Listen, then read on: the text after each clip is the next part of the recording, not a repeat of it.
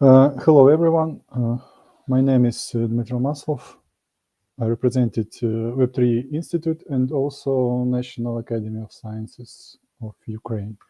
My subject today is decentralized science and how it can help us to change how we publish scientific works and evaluate scientists. So the plan is this. First, I want to talk something about the crisis in science, the causes of the crisis, Ukrainian case of the crisis, because it was my study from the last year, the solutions that provide DeSci, decentralized science, and some my thoughts about the DeSci solutions and how can we improve it to tackle this crisis. So the first side of the crisis is the replication crisis. Many people who works in science know about this. This is the problem that some studies, and more of them, can be reproduced. So we try the same experiment, gather the data, repeat the experiment, but we have different results. This is not what scientists expect out of the same experiment. If you prove something, you need it to be consistent. This is some headlines from articles in Nature and Science that talk about this crisis. Next is the industrialization of fraud, predatory publishing. We have more and more predatory journals that can publish for money anything you give them from any field with some doubtful quality. If we had 800 predatory journals in 2014, we have more than 50,000 in 2021, and it's getting worse. Even in Nature, in the last headline, Europe's largest paper mill, 1,500 articles linked to Ukrainian network. So Ukrainians not in good light in this regard. The problem is that these paper mills, these factories that produce scientific papers in astonishing amounts, they bribe in editors, they use AI to generate bad papers. They organize incitation cartels, where this organization can boost your citations, Hirsch index, and impact factor, and any other metrics could be boosted with the not very honest behavior of some scientists. As a result, we have top list of journals by impact factor, and some journals can appear there that no one ever heard about before. Also, the retraction, this is the Google Ngram information, how it is discussed, how frequently is discussed this in the literature. Before 2010, we almost never heard about predatory journals. Something happened in 2000s. Something happened at that time. We also have peer review crisis because the system is overloaded with papers. We have more and more papers. Even the number of researchers does not increase as much as number of papers. Editors of journals resigning because they have no no ability to process all these papers and other bad practices from some journals. AI also is involved in reviewing. This is also have been reported by the Nature in Science. And we have skyrocketing retractions of papers, 10,000 papers retracted in 2023. And every year we have a new record. And I managed to put some data together. So this is based on retraction database, retraction watch database. This is the number of retracted papers by year. So we see how it's going to the moon. But we can say that it is because more and more papers are published, and not exactly, because if we take a share of retracted papers of all published papers, we also see this trend.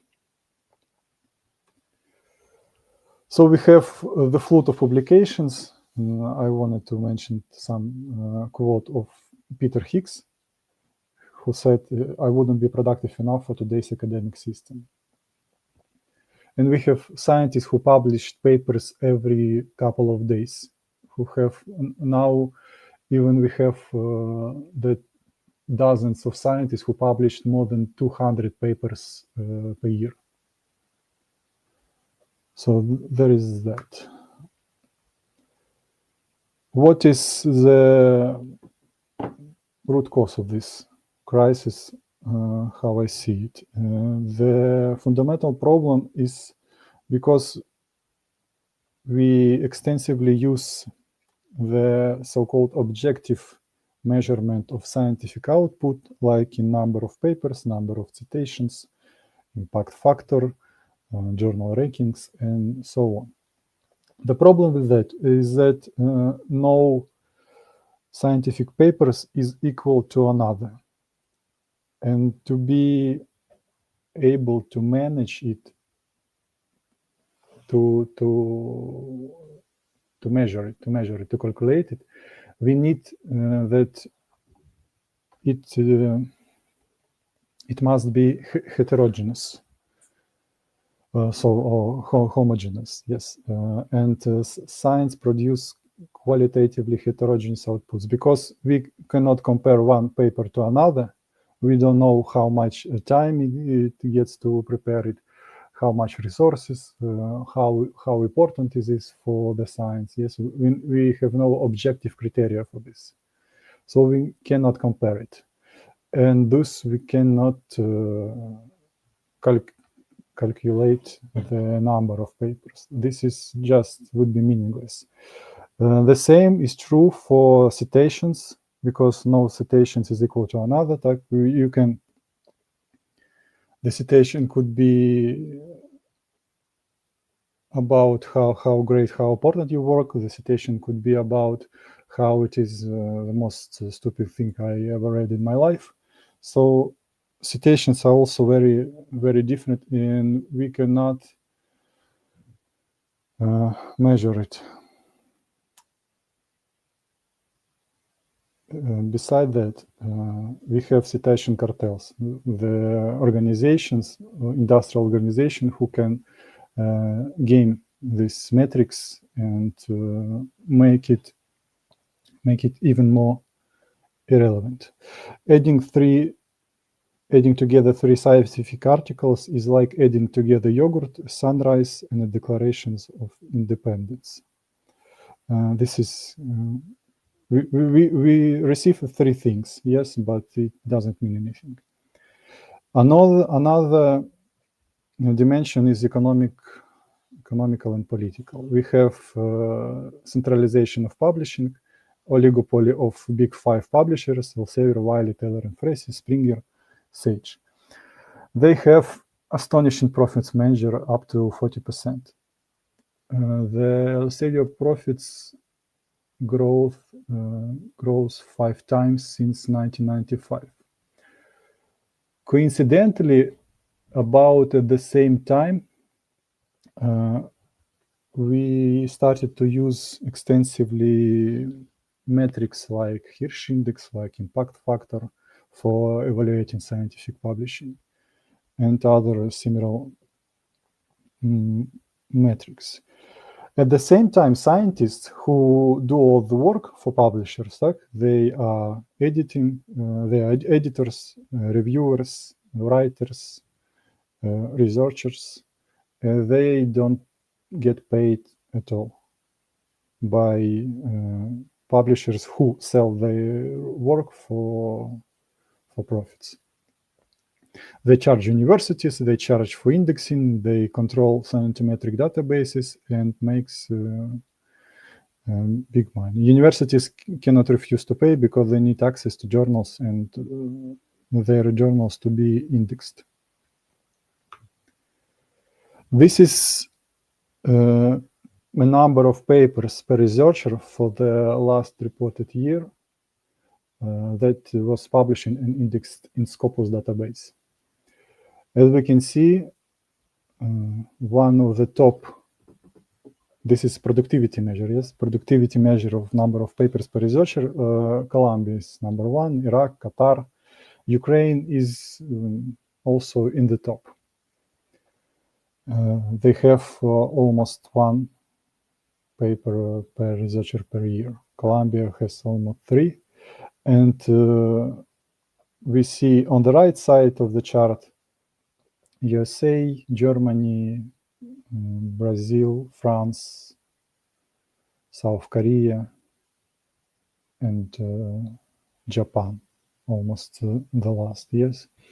So does it mean that all the countries on the left side are better in science than countries on the right side? I don't think so.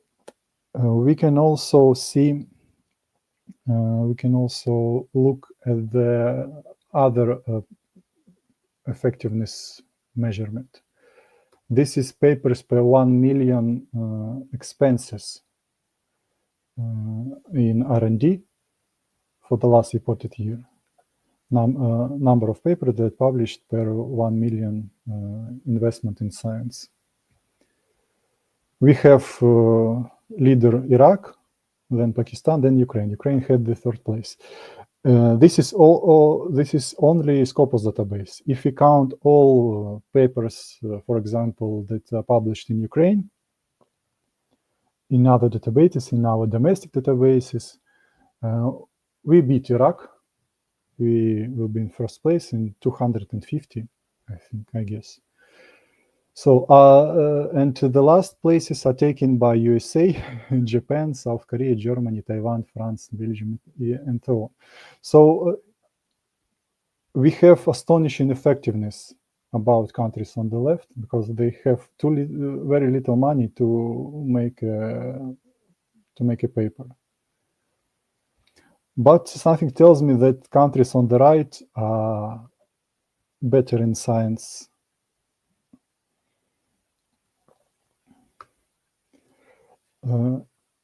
So Ukrainian researchers appear to be more productive, but this is most likely tells us about unjustified requirements to publish more and more, and we have these several laws that forces regulations that force Ukrainian scientists to publish more and more papers.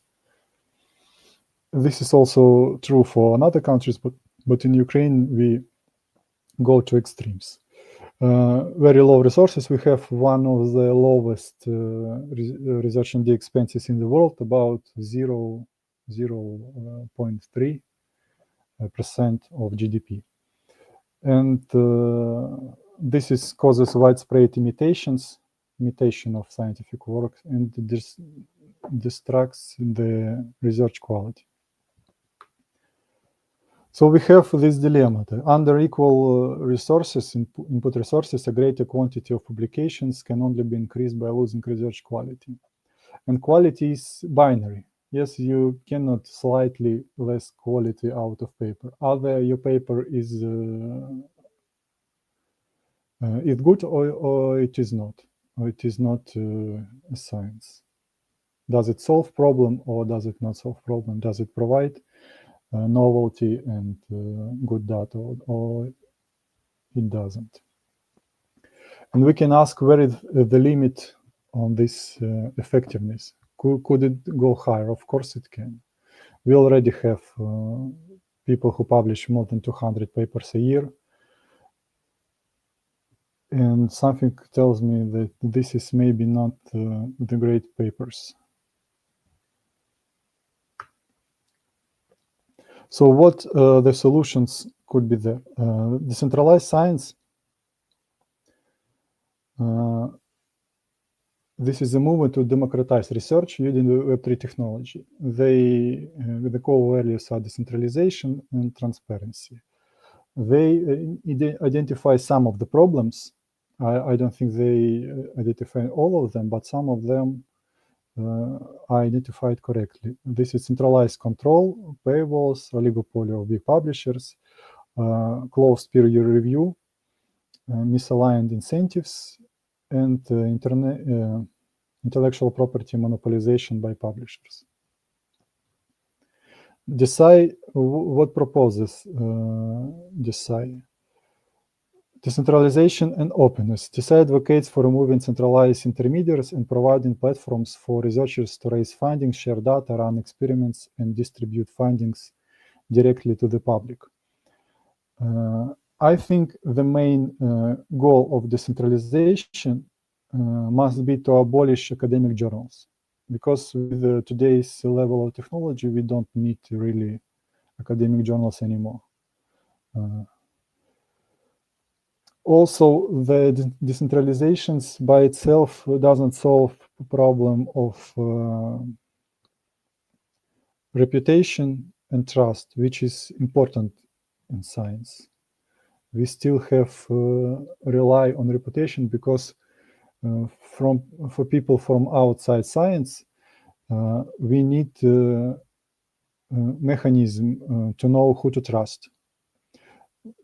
20 years ago, we all knew that the Quarterly Journal of Economics was prestigious because of its history and people who published there. John Clark, Eugene Bembaverk, John Maynard Keynes, Robert Solow, or the Journal of Political Economy. It was founded in 1892. Published the articles of Robert Barreau, Paul Romer, Paul Krugman, George Stigler, Gary Becker, Robert Lucas. Now we just know that it is in top 7 journals based on the major journal rank. So the metrics replacing the reputation and replacing human judgments, and that's I think part of the problem also. DeSci, another thing proposed by DeSci is blockchain for integrity and immutability. DeSci leverages blockchain technology to ensure integrity and authenticity of scientific records. By storing research outputs and associated metadata on a transparent, decentralized ledger, data becomes tamper-proof and censorship resistant. And third thing is tokenize incentive systems. DeSci introduce the systems to reward activities often overlooked by essential for good science: high quality peer review, data curation, creation of open source tools, and replication of existing studies.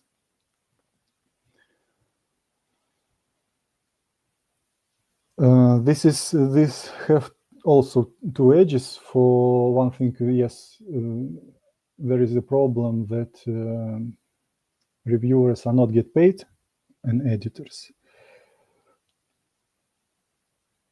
But research on intrinsic motivation shows that external monetary rewards can actually undermine intrinsic motivation for intellectual work.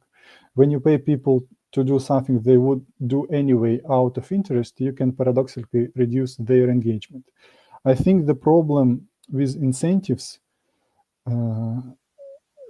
I think there is no problem with the motivation of scientists. People who are involved in science, they want to do science. They want to review other papers. They want to be editors because it's prestigious. The problem is that they don't have time for this. in current system. They don't have time, don't have resources, because they need to publish more and more papers, review more and more papers, and they just can manage it. If you pay people for something they don't have time for, it could solve partially the problem, but maybe at the expense of their other activities. So they can spend less time on their own research to earn some money for reviewers of research of others.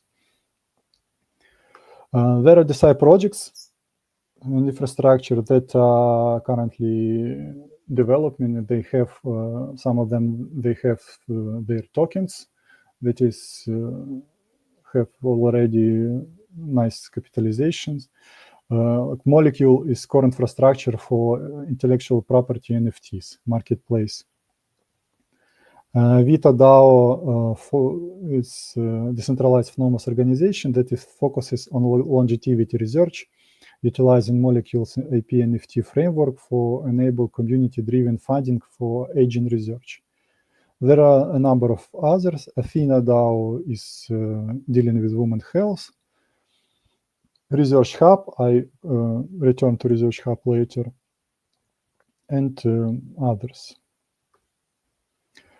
So DeSci Labs, it is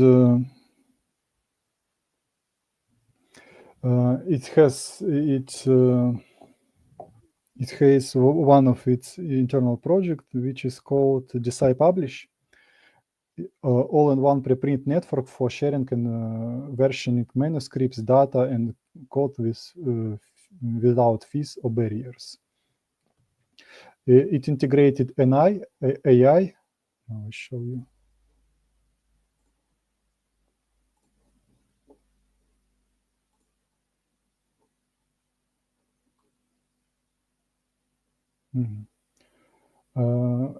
AI can find you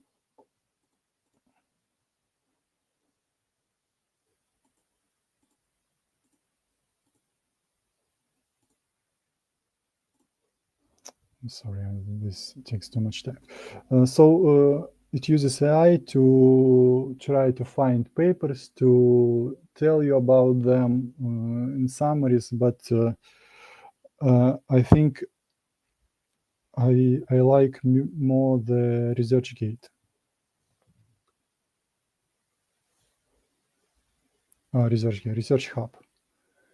Research Hub, they created a journal of themselves, Research Hub journal.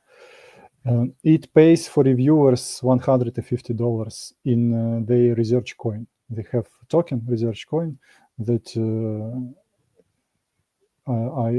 this is used for paying the reviewers. But to publish a paper, you need to pay $300, which is enough for 2 reviewers.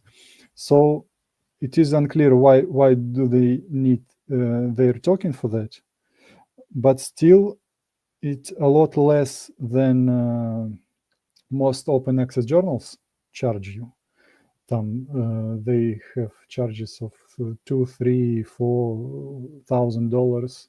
Nature have 8, 10, 11,000. The problem, but the main problem that not that reviewers don't get paid. It is that they have no time for reviews. But Research Hub is interesting also because it has something that I have in mind also for how to make more transparent research. So this is example of some paper. You have sections of reviews. You can see the reviews. You can vote for them. You can comment on them. And I think this is great. This is how the current system of publishing should look like. So we don't need closed journals with paywalls. This is if the study is not a state secret, and it is published in open access or in a subscription model. This is how it should look, I think. I also have some ideas how to improve it. I come back to this later.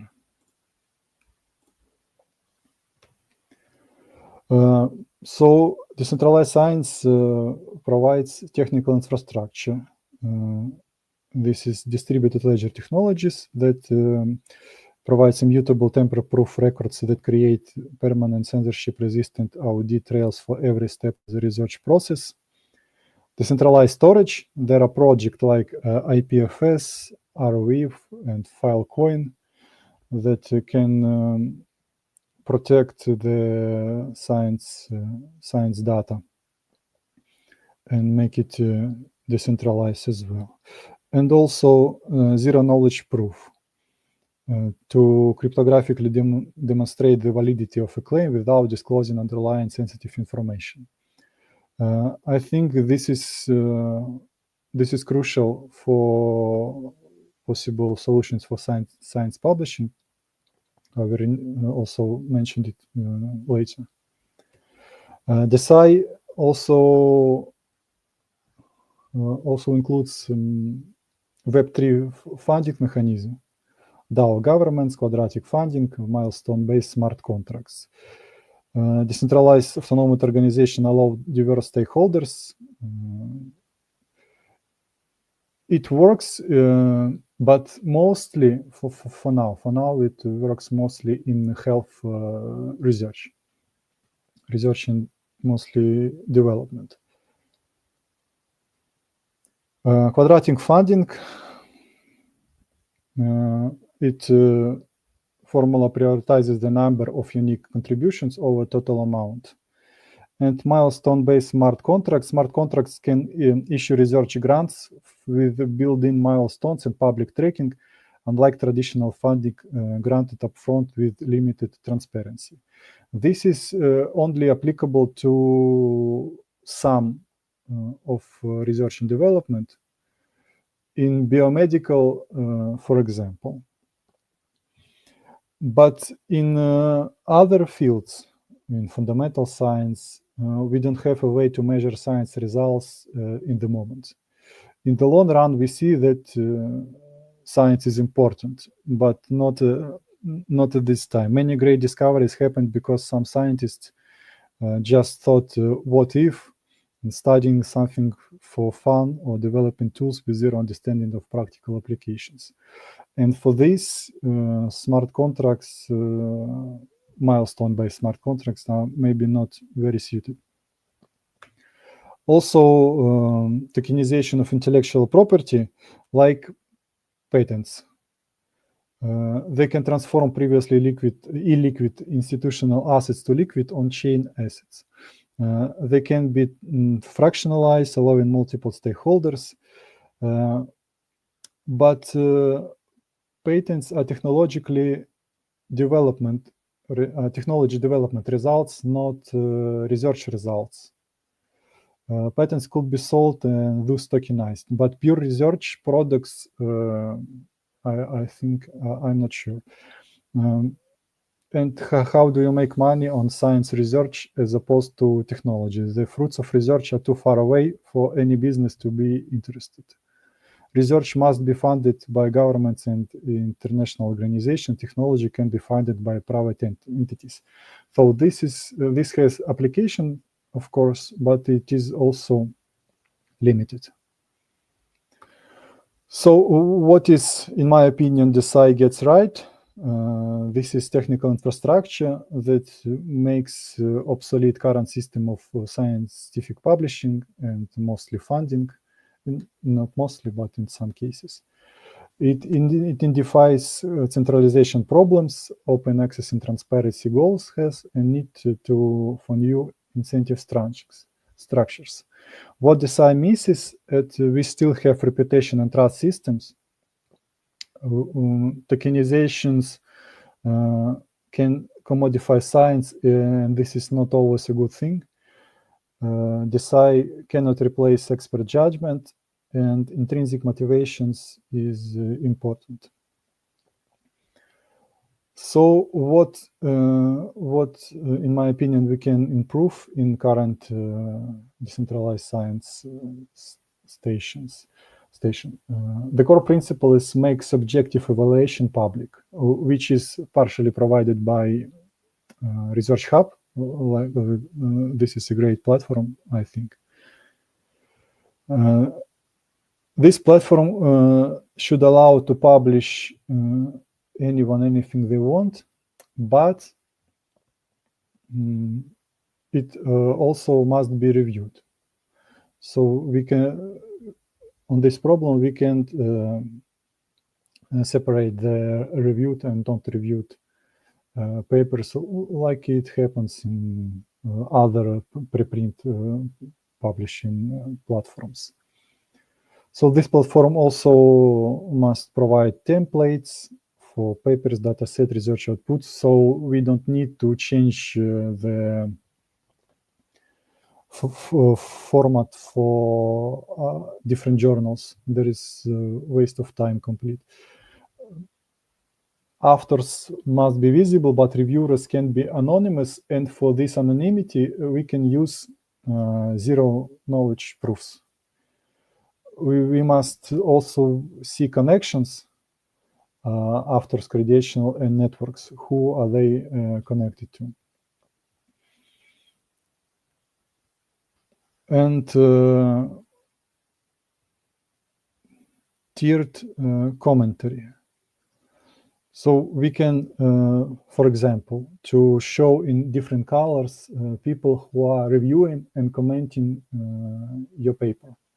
Scientists with close expertise, scientists, they could review your paper, not only commenting. Other scientists from the field, scientists from other fields, any other scientists, and any other users.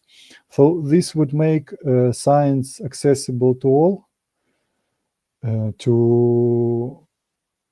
Ideally, it would look like a Reddit discussion, a forum discussion. We can make something that is happening only on conferences or thesis presentations. We can make it online. Social media was made exactly for this. Now we can how we can see what researchers are connected with whom. Why do we need this? This is for evaluation.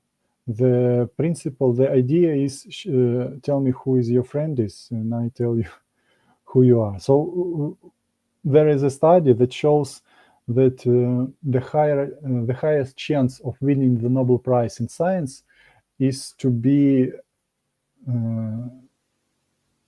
the student of Nobel Prize winner earlier. So this connection in science matter. Who is supervisor of your work? Who are you publishing papers together? Who are you cite? This is important. We don't need to count citations, but it is good to know who cites your work and whose work do you cite. So this connection could be based on keywords, co-authorship, supervision.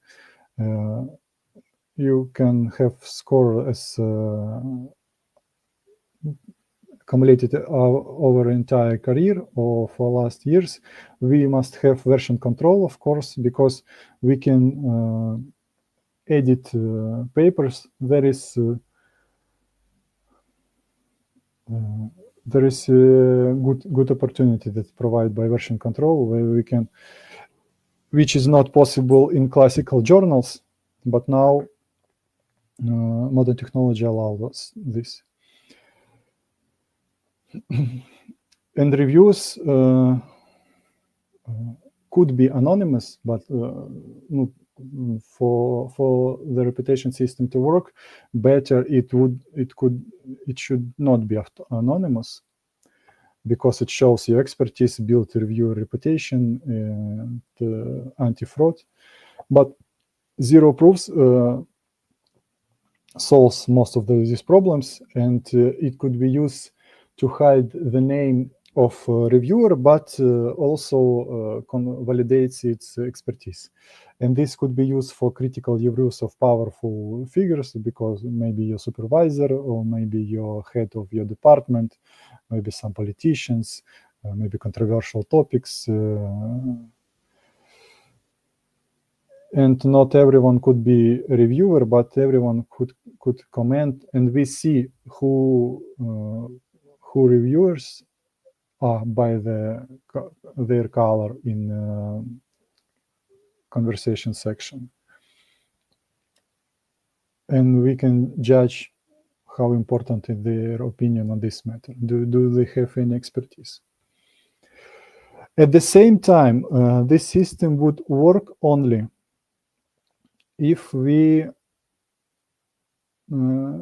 change the way how we see publishing. We need to stop rewarding imitations.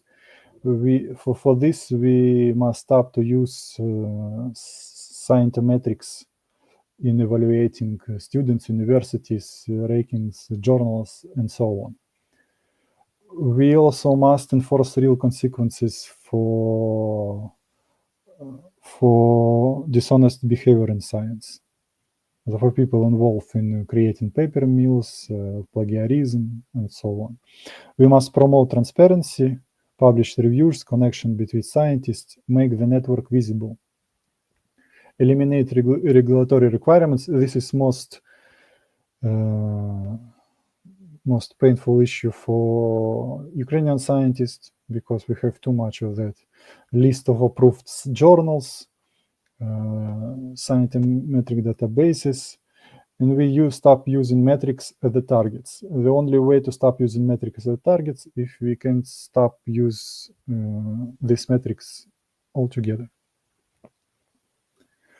The Ukrainian context, the Ukrainian situation is maybe suitable to try something new, because the system pushed to its breaking point by productivity requirements and scientific community aware of the problems, mostly opportunities for radical reform without entrenched commercial interests, and a chance to build something new rather than incrementally reforming the old. I think our goal must be to return to core scientific values, truth-seeking, peer evaluation, and intrinsic motivation rather than external metrics. We don't need many papers. Yes, we need to know the truth, to seek knowledge. So the path forward is this. Science faces multiple interconnected crises. The fundamental problem is we're trying to measure the thing that could not be measured in the first place. And we need better mechanics for scientists to evaluate each other's works, and for that evaluation to be visible to the world. Thank you. I will have questions if you have them.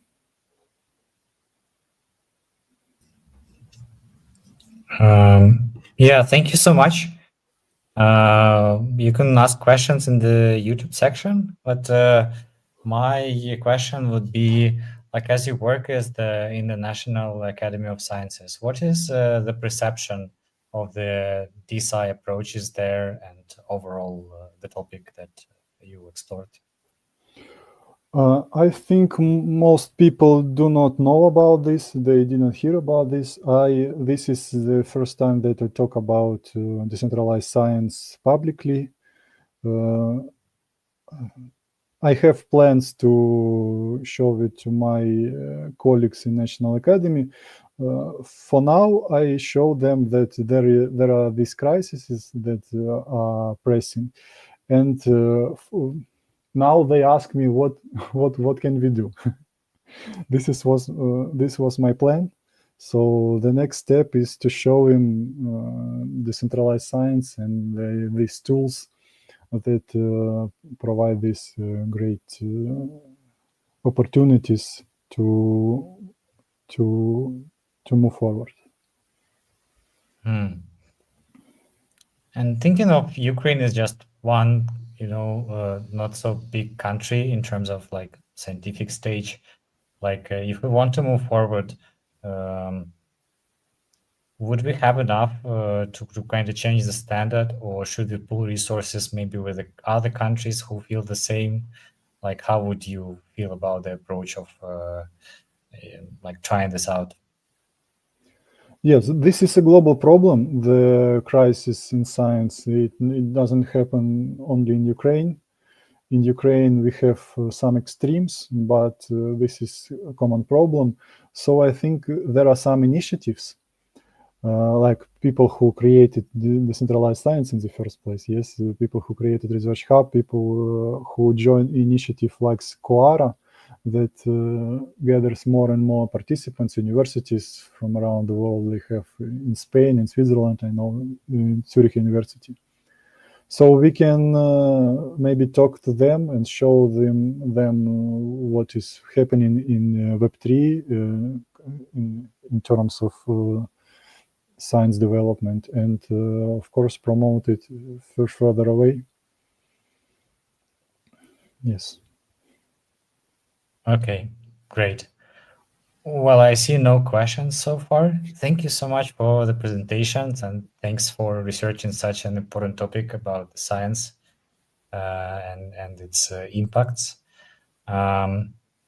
Yeah, I think this is the last one for the day and for the IEEE conference this year. Thanks everybody who was with us. I just want to remind you again about the upcoming meetups tomorrow on the digital democracy. On the Tuesday, right, we will have the Web3 and education in Ukrainian language for Ukrainian educators and researchers. And on the 20th, there would be a meetup on the decentralized identity. All of them will give an opportunity to have more like of a conversation with peers, not just listening to keynote. But yeah, Dmytro, thanks again, and have a great rest of the day, everybody. Thank you. I congratulate you with the completion of this huge conference, and have a nice evening. Yeah. Ciao, ciao.